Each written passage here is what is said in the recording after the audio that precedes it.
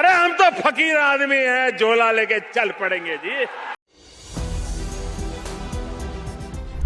अब तो लग रहा है कि हमारे प्रधानमंत्री नरेंद्र मोदी जी 17 सितंबर के बाद फकीरों की तरह झोला उठाकर जाने वाले हैं। उन्होंने कुछ समय पहले ये जो बात कही थी वो सच होने वाली है। ऐसा हम इसलिए कह रहे हैं क्योंकि प्रधानमंत्री नरेंद्र मोदी खुद एक के बाद एक ऐसे संकेत दे रहे हैं जिसके बाद सवाल उठ रहा है कि क्या 17 सितंबर के बाद देश को नया प्रधानमंत्री मिलने जा रहा है। अब आपके मन में सवाल होगा कि मोदी ने अपने रिटायरमेंट को लेकर कौन सा संकेत दिया है और मोदी के बाद देश का अगला प्रधानमंत्री कौन होगा। आपके इन दोनों सवालों का जवाब हम आपको इस वीडियो में देंगे। नमस्कार दोस्तों, मेरा नाम शिवानी पांडे और आप मेरे साथ देखना शुरू कर चुके हैं 4 PM न्यूज नेटवर्क। दोस्तों, पिछले कुछ समय से आप देख रहे हैं कि मोदी सरकार अपने ही फैसले की वजह से बैकफुट पर आ रही है, पेंडिंग में पड़े काम को निपटा रही है। ऐसा तब हो रहा है जब मोदी 75 साल के होने वाले, इसलिए रिटायरमेंट को लेकर अटकलों का बाजार गर्म होता जा रहा है। लेकिन सबसे ज्यादा चौंकाने वाली तस्वीर 7 सितंबर को देखने को मिली, जब भाजपा सांसदों की 2 दिन की वर्कशॉप में मोदी पहुंचे और पहुंचते ही रिटायरमेंट को लेकर संकेत दे दिया। इस पर हम बात करेंगे, लेकिन उससे पहले 17 सितंबर से पहले अधूरे काम को मोदी जल्दी जल्दी क्यों निपटा रहे, इस पर आते हैं।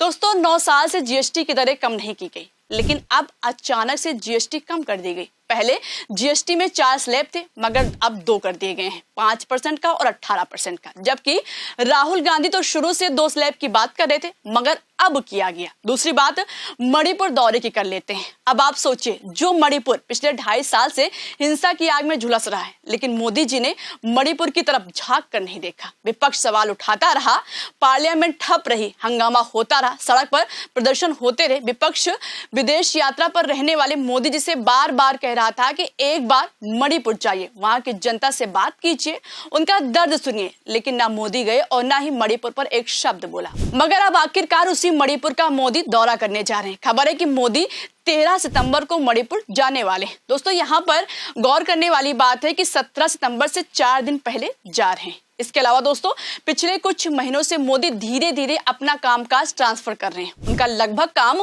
अमित शाह देख रहे हैं। राज्यसभा में ऑपरेशन सिंदूर पर मोदी को जवाब देना था, लेकिन जवाब अमित शाह ने दिया, जबकि अधिकार मोदी का है। हर कोई मोदी के मुंह से जवाब सुनना चाह रहा था, लेकिन जिम्मेदारी अमित शाह ने निभाया। और इन्हीं सब हालातों के बीच मोदी ने अपना विदेश यात्रा रद्द कर दिया है। दोस्तों, आप इस बात से अच्छी तरह से वाकिफ हैं कि मोदी जी को विदेश यात्रा पर रहना कितना पसंद है, लेकिन अचानक मोदी जी का एक अहम विदेश दौरा रद्द कर दिया गया। ये विदेश दौरा 26 सितंबर को यूनाइटेड नेशन का था। जी हाँ, सबसे अहम आप कह सकते हैं। मोदी जी का स्पीच यूनाइटेड नेशन के जनरल असेंबली में होना था। वहां पर ट्रंप, पुतिन, शी जिनपिंग सभी को बोलना है, लेकिन अचानक से दौरा कैंसिल कर दिया गया। अब मोदी जी की जगह पर विदेश मंत्री जाएंगे। ये सभी संकेत मोदी के रिटायरमेंट की ओर इशारा कर रहा है, क्योंकि सारे काम 17 सितंबर के पहले हो रहे हैं। लेकिन 7 सितंबर को जो तस्वीर सामने आई, उसने इस हवा को और बल दे दिया है। दिल्ली में भाजपा सांसदों की 2 दिन की वर्कशॉप रखा गया। इसमें एनडीए के सभी सांसद शामिल हुए, मगर प्रोग्राम से मोदी की तस्वीरों ने सबके होश उड़ा दिए। सवाल उठने लगा कि सबसे आगे चलने वाले मोदी जी अचानक पीछे क्यों बैठे हैं। उनके साथ कदम से कदम मिलाकर चलने वाले जेपी नड्डा, अमित शाह और राजनाथ सिंह नजर नहीं आ रहे हैं, बल्कि मोदी जी एकदम अकेले बैठे दिखाई दिए। चेहरे पर परेशानी साफ झलक रही है, जबकि भाजपा के सारे सांसद सबसे आगे वाली लाइन में बैठे हैं, मगर मोदी जी कहां पर हैं? यहां पर बैठे दिखाई दिए। इस तस्वीर को खुद नरेंद्र मोदी के एक्स अकाउंट से शेयर किया गया है। दोस्तों, आप खुद ही सोचिए कितनी चौंकाने वाली तस्वीर है।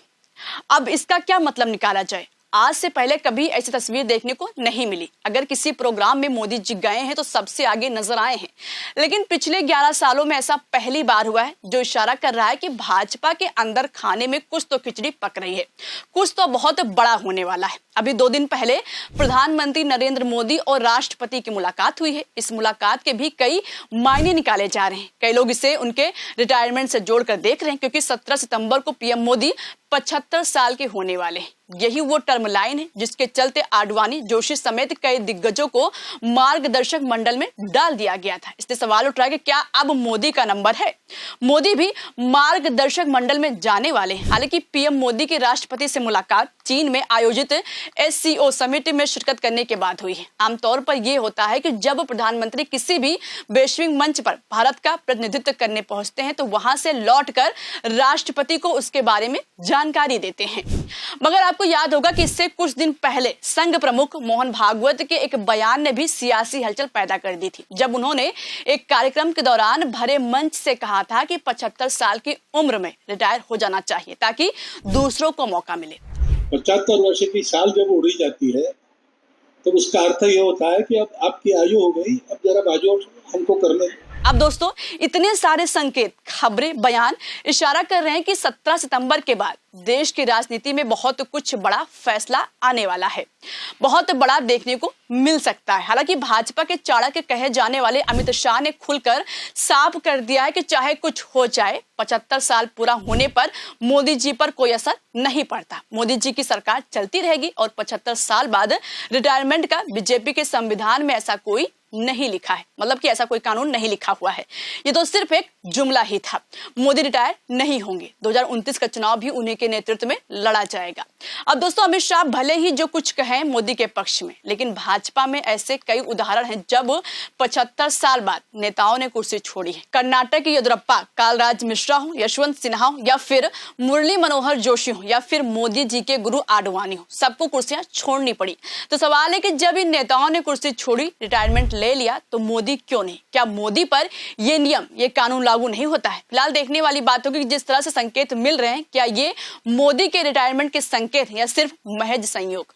आपको क्या लगता है? अपनी राय कमेंट बॉक्स में हमें जरूर बताइएगा। तब तक लिए इस खबर में इतना ही। चलते हैं, आप सभी अपना और अपनों का ख्याल रखिएगा। नमस्कार।